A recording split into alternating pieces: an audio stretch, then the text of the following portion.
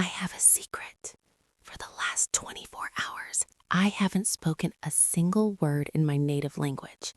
Not to my friends, not to my family, and definitely not to my boss. Hello, everyone. Welcome back to Talk and Learn English. I'm Jennifer, and today we're diving into the most exhausting and life-changing experiment I've ever done, the 24-hour Only English Challenge.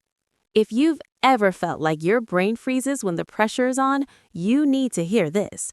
I'm sharing the embarrassing mistakes, the 3 p.m. mental breakdown, and the incredible breakthrough I had at midnight. Stop studying English and start living it. My co-host Daniel is waiting to grill me on everything that went wrong, so let's get into the madness. The challenge starts right now.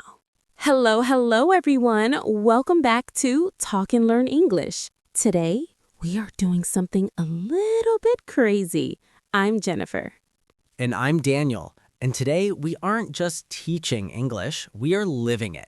We decided to set a challenge that most learners are terrified of, the 24-hour Only English Challenge. The rules were simple. From 7 a.m. yesterday until 7 a.m. today, I was not allowed to speak a single word in my native language, no matter who I was talking to, my mom, the delivery driver, or the grocery store clerk. It had to be English. It sounds like a dream for some, but a nightmare for others. Have you ever tried this, even for 1 hour? In today's episode, we are going to walk you through the 4 stages of this challenge: the confidence, the crisis, the confusion, and finally, the clarity. If you've ever felt like your brain freezes when you try to speak, stay with us until the end. We're revealing the mental bridge technique I used to survive the day. Let's dive into the morning. So, Jennifer, 7 a.m., the alarm goes off. What was the first thought in your head? Honestly, I felt like a superhero. I woke up and said to my mirror, today is going to be a pivotal day for my fluency. I felt strong. I made my coffee and narrated my actions like a cooking show. Now I am pouring the milk. Now I am stirring the sugar. That's actually a great tip for our Talk and Learn English family. We call that self-talk. It warms up the vocal cords. But what happened when you left the house? Well, that's when the false confidence shattered. I went to my local bakery. Usually I just say 2 words in my native language and I get my bread. But today I had to explain my order in English. The baker looked at me like I had 2 heads.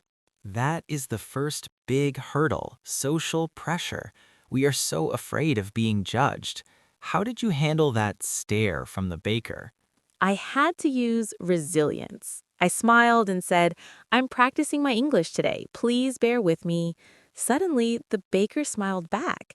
People are generally kind if you are honest about your journey. Around 2 p.m. is usually when the brain starts to get tired. Did you hit a plateau in the middle of the day? Oh, Daniel, the mental fog was real. Speaking a second language for 7 hours straight is like running a marathon for your brain. I had a headache, I wanted to give up, I sat in a meeting at work, and I could feel my brain trying to switch back to my native language. This is what scientists call cognitive overload. Your brain is working twice as hard to translate and express emotions at the same time. What was the hardest moment? Ordering lunch over the phone. I couldn't use hand gestures. I had to be articulate. I forgot the word for napkins. I literally called them mouth papers. Mouth papers. That's brilliant. But you know what? That's actually a win. You used circumlocution, describing a word you don't know using words you do know. That is a high-level fluency skill. It's 8 p.m. You've survived 13 hours. Did you start to feel different? Something strange happened. I stopped translating. I was watching a movie in English, and I realized I wasn't thinking about the words anymore. I was just absorbing the story. I caught myself laughing at a joke before I even realized it was in English. That is the fluidity stage. When you force your brain to stay in one language lane for long enough, it eventually gives up fighting and starts cooperating. You stop being a student and you become a user of the language. Exactly. By the time I went to bed, I felt like a different person. I even had a dream in English. Can you believe that? My brain was so saturated with the language that it continued the challenge while I was sleeping. So, for our Talk and Learn English family listening right now, should they try this? Yes, but start small. Try a 2-hour challenge first, then 4 hours. The goal isn't to be perfect. The goal is to be consistent. You will learn more in one day of only English than in 1 month of a textbook. If you're brave enough to try a 1 hour only English challenge today, type challenge accepted in the comment. Jennifer and I will be cheering you on. Don't fear the mistakes, fear the silence. Keep talking. And keep learning. We'll see you in the next one.